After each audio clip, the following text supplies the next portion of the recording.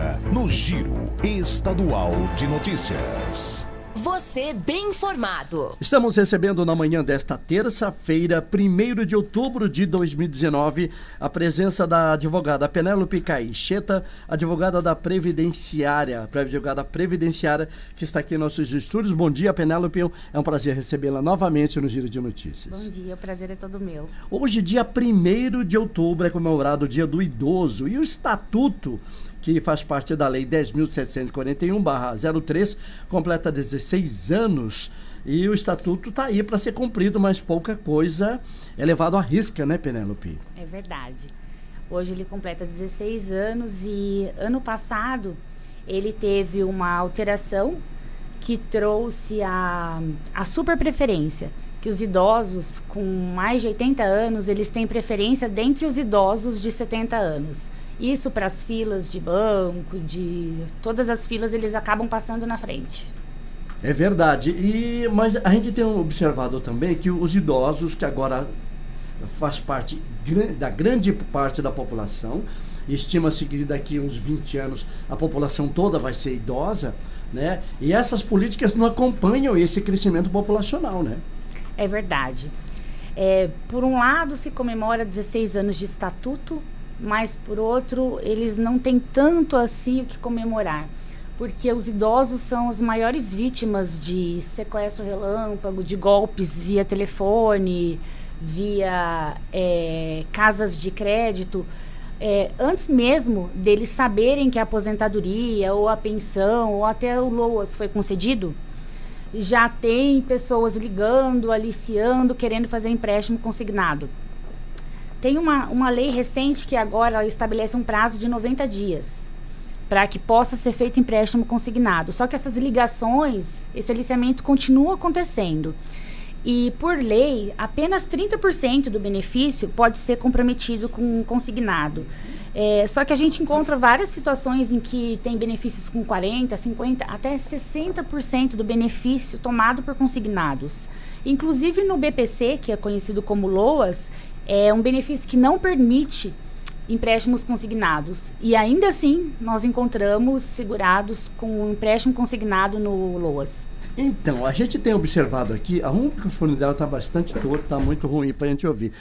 Penélope, a gente tem observado aqui que existe realmente uma busca por esse consumidor, pela preferência de ter o idoso, que na verdade é um golpe isso. A polícia avisa aos familiares a acompanhar. Esses dias a gente noticiou uma coisa escabrosa aqui. Uma gerente de banco de 40 anos conseguiu tirar R$1.200.000 da conta de uma aposentada que estava com mal de Alzheimer. Ela foi auxiliada com a cuidadora da idosa, que há 20 anos trabalhava junto com a família. Com a cuidadora e com a gerente do Banco do Brasil, as duas conseguiram sacar R$1.200.000. A mulher comprou carro, casa, foi para Disney, tudo com o dinheiro da idosa. E a família descobriu fazendo uma vistoria na movimentação da conta bancária. A gente está falando de uma idosa que tinha praticamente uma boa aposentadoria. Mas a gente sabe que a maioria que cai nesse golpe é o trabalhador, é o idoso que sustenta a família, que apesar de estar doente, precisando de remédio, acaba tirando o próprio dinheiro dele e a própria família acaba explorando esse idoso, né? Isso é que é o mais triste, porque enquanto as políticas públicas, elas visam proteger os idosos dos golpistas comerciantes, ou ainda desses outros oportunistas, proteger contra a família, é bem difícil, porque tem um filho, um neto ou um próprio cuidador, que são pessoas de confiança da família, como esse exemplo que o senhor acabou de citar, uma cuidadora de 20 anos dentro de casa, são eles que acabam facilitando a ocorrência desses golpes. E aí fica muito mais difícil você restringir, né? E os idosos, eles já têm, eles confiam mais nas pessoas, eles não vê tanta malícia, eles são muito mais suscetíveis de golpes, principalmente dentro da família. E carentes também, né? Carentes. É verdade. Rosana. E como é que está essa atuação dos órgãos de defesa do consumidor? O que eles têm feito para tentar ajudar e melhorar um pouco essa situação, doutor? Então, os órgãos do consumidor, existe tanto o Estatuto quanto o CDC, que é o Código do Consumidor, para proteger os idosos. Essa medida foi muito importante. desses 90 dias para fazer o empréstimo consignado. Porque antes mesmo que ele soubesse do consignado, ele soubesse que a aposentadoria foi concedida, chegava uma mensagem dizendo, você tem tantos mil liberado. E aí, quando a aposentadoria é concedida por nós, advogados, a gente não tem, antes que o nosso sistema nos informe que esse benefício foi concedido, as casas de crédito, elas entram em contato com esses segurados dizendo que isso aconteceu, que ele tem direito a tantos mil liberados de empréstimo. Então, essa nova lei restringiu bastante. Agora ficou um pouco mais difícil. Mais difícil entre aspas, Sim. né? Ele só precisa esperar 90 dias para poder fazer o empréstimo. Mas ainda assim, eles têm acesso a uma lista. Isso é um absurdo, né? É um bombardeio. absurdo. É triste, mas é isso que acontece. É uma lista que é vendida. Sim. Uma época eu fui até fazer uma investigação e eu liguei numa franquia dessas para saber como é que o esquema funciona, né? Porque aí a gente consegue orientar melhor os clientes. E aí eu falei, eu tenho interesse em comprar uma franquia, como é que funciona? Olha, funciona assim, a franquia custa tanto, tal, e a gente fornece uma lista de clientes que você precisa pagar mais X ou Y, dependendo de quantos nomes você quer. Sim, no Google mesmo você consegue, é um absurdo. É um Isso absurdo. É um anúncio feito diariamente. Então, nesse caso, ele restringe. Agora, o que acontece? Quando o segurado se sentir lesado, ele tem que procurar a justiça, a defensoria pública, um advogado e entrar com uma ação. Só que acontece uma outra coisa muito chata. Em algumas ações, os segurados estão perdendo. Por quê? Tem assinatura. E o banco vem com um contrato assinado. O segurado chega pra gente e fala, não, eu não sabia como é que era. Eu achei que eu estava fazendo um cartão de crédito, que é a reserva de margem consignada, e na verdade foi um empréstimo. E aí, quando a gente entra com a ação, chega na audiência, o banco ele apresenta um contrato assinado pelo cliente, e o cliente fala, não assinei nada, eu não pedi nada. E aí ele apresenta o contrato, e aí o segurado perde a ação. Por isso que é tão importante, né, João, quando os filhos acompanharem, né, esses senhores É verdade. e senhorinhas, porque às vezes, na hora de assinar, acaba vindo alguma, não que todos usem de má fé, mas isso aí é uma coisa que ocorre bastante. Não, né? nós vemos assim, cada barbaridade, eles simplesmente depositam dinheiro na conta, e a partir do saque, foi adesão. Então ele vê um dinheiro lá, ele não sabe o que é aquilo, se é 13º, se é um bônus, se é um aumento, né? Tem muita gente muito simples que não tem esse conhecimento, gasta. Depois que gastou, pronto, se comprometeu. Aí adeus. É verdade. A semana passada teve aqui um delegado de polícia alertando sobre outro golpe que não só aplica-se também em idosos que são mais vulneráveis, mas as pessoas em geral, que são aquelas financeiras que oferecem recursos para você, mesmo você estando negativado. Você está com o nome sujo? Não, a gente consegue para você aqui. Aí a pessoa entra nesse esquema e descobre que aquilo era um golpe, que na verdade a empresa do outro lado lá era uma pessoa física e outra pessoa física também, então pediu para desconfiar que não existe cidadão ou pessoa física, né? A empresa tem que ser constituída de CNPJ. E para você fazer uma pesquisa sobre isso para poder contrair sempre, ou seja, você tem que pagar, você está com o nome sujo. A gente consegue aqui 200 mil para você, mas você vai ter que pagar R$2.000 para a gente organizar a papelada para deixar o seu nome positivo para poder empréstimo. Isso não existe. É um nível altíssimo de criatividade para de novos golpes. É verdade. Penélope Caixeta, advogada previdenciária, qual é a mensagem que você passa para o idoso, né, a partir desse momento, e quais são as vantagens? Eu vi aqui no release que o idoso ainda não tem preferência para comprar imóveis. Eu já sou idoso, eu fui na Caixa Econômica Federal. Ele falou para mim assim, só tem que pagar 80% do valor do imóvel. O meu filho, que tem 25 anos, ele já tem a garantia de 80% de financiamento. Ou seja, para o banco, a gente está com o pé na cova. E o banco não quer dar financiamento para quem já tem mais de 60 anos de idade. Como é que vai ser essa política para a habitação para idoso, já que o idoso hoje vive mais e vai ser a maioria da população daqui uns 10, 20 anos? Então, enquanto eles querem comemorar 16 anos de Estatuto do Idoso, a gente encontra essas contradições, né? Mas os idosos, nos programas governamentais, eles têm 3% separado para financiamentos para esses projetos de tipo EMA, GEAB. 3% são destinados para os idosos. Isso é muito importante, né? É garantido por lei. Uma outra coisa interessante que os idosos está no estatuto, mas eles não têm muito conhecimento, é em relação à pensão alimentícia. A mesma pensão que o casal, quando se separa, pede para o filho menor, esse filho menor, quando ele cresce e se encontra numa situação de vulnerabilidade, ele pode pedir essa pensão alimentícia para os filhos. Então, o idoso que não tiver condições de subsistência, ele pode pedir a pensão para o filho sob pena de prisão.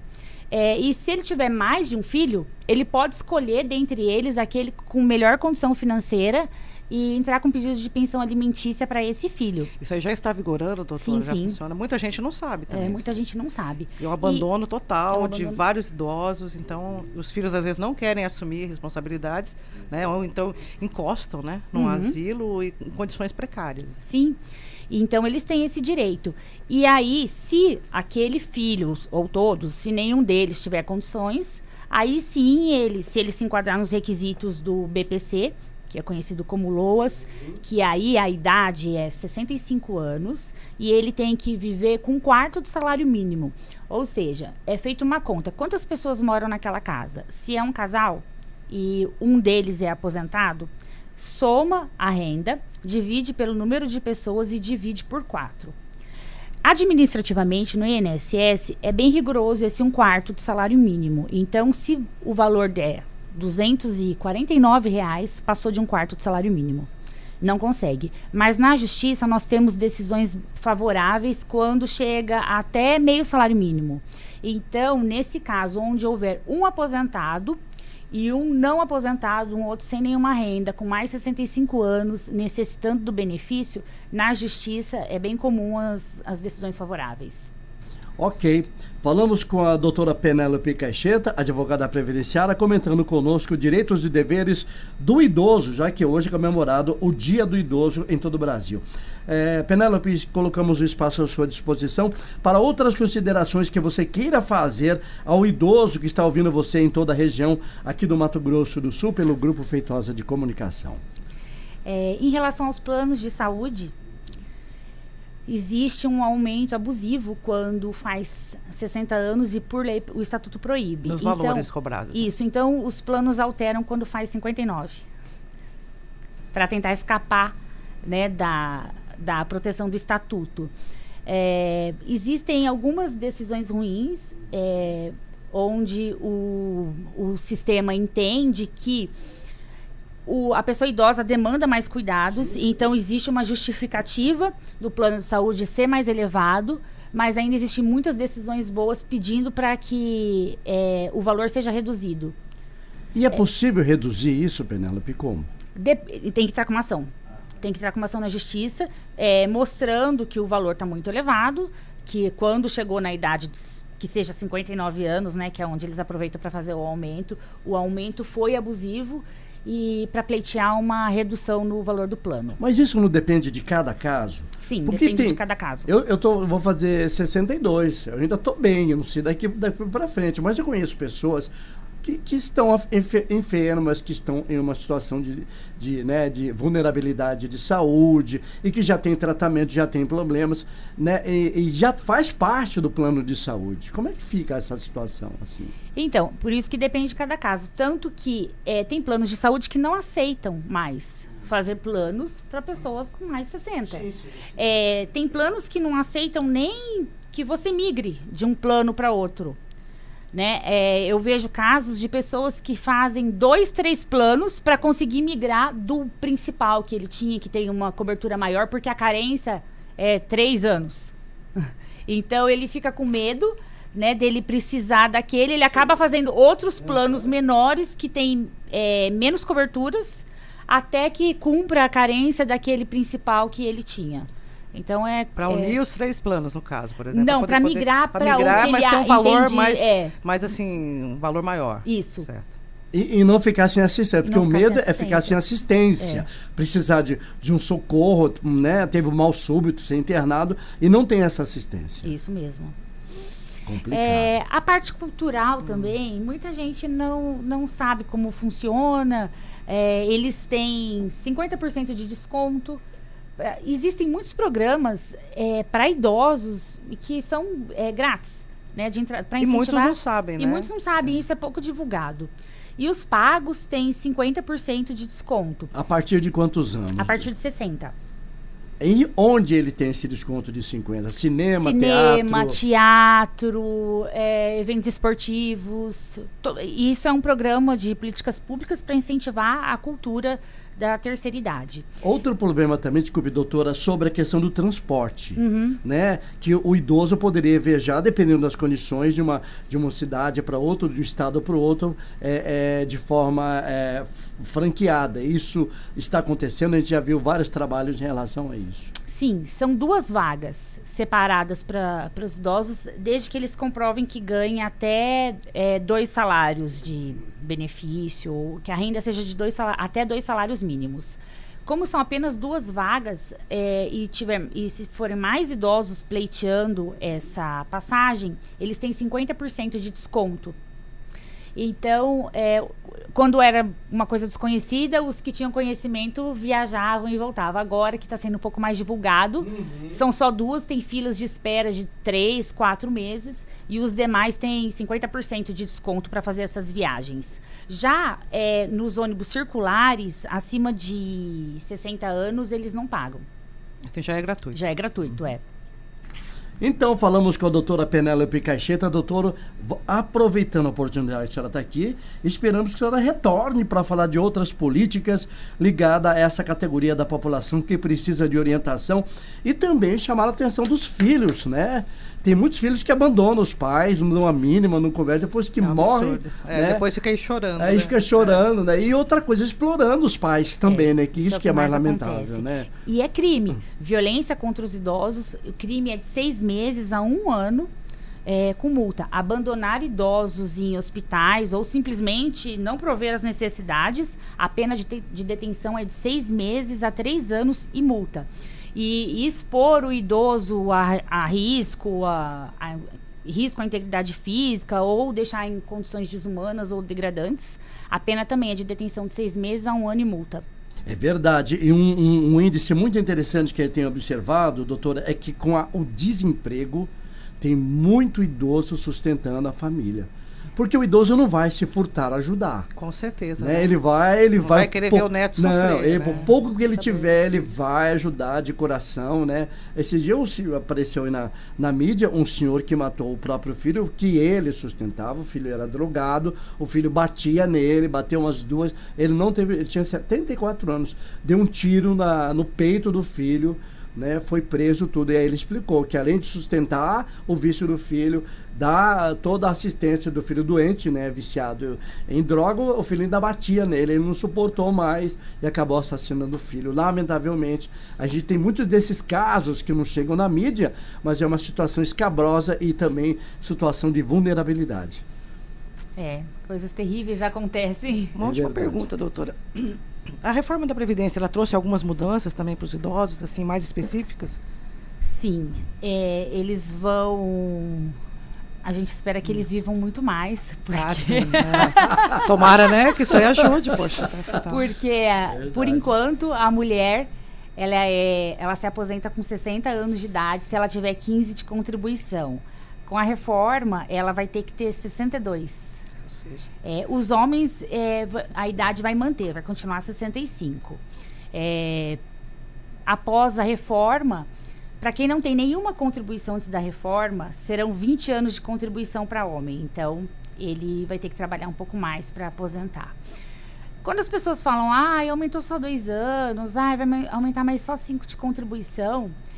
Elas falam isso porque elas estão ali sentadas, estão jovens olhando, ainda, né? olhando a lei e falando, não, esse mundo tá cheio de gente velha e é isso que atrapalha a Previdência. Mas vai chegar lá, né? Mas vocês vão chegar. Além de chegar lá, não sabe o quão difícil é reunir esses 15 anos de contribuição. Porque muita gente trabalha na informalidade ou muita gente trabalha na formalidade e quando chega o momento da aposentadoria percebe que não existe contribuição feita ali. Isso que é muito ruim. É muito ruim. E é todo um trabalho para conseguir provar. E administrativamente, nem sempre a gente consegue e precisa entrar na justiça. Aí tá, realmente, mais uma dos direitos dos idosos. Eles têm prioridade de tramitação. Só que eles são a maioria na justiça. Então, essa prioridade de tramitação não faz nenhuma diferença. Certo. Houve um aumento, assim, na busca por aposentadoria, pessoas que estão próximas à idade de aposentar? Sim, as pessoas estão enlouquecidas, querendo aposentar antes da reforma. E com razão, porque existe uma regra de transição para o tempo e para a idade, mas não existe regra de transição para valores. Então, uma pessoa que se aposentaria antes da reforma com 3 mil, vai ter uma aposentadoria após a reforma, se ela implementar as condições um dia. Se ela conseguir. Após a reforma, ela vai ter uma queda muito brusca. E a aposentadoria dela vai para R$ 1.600, R$ 1.800. Obrigada, doutora. Obrigada, doutora Penélope Caixeta, de participar aqui do Giro de Notícias. Eu é que agradeço. Bom dia. Bom dia, 8h03 no Giro de Notícias. Vamos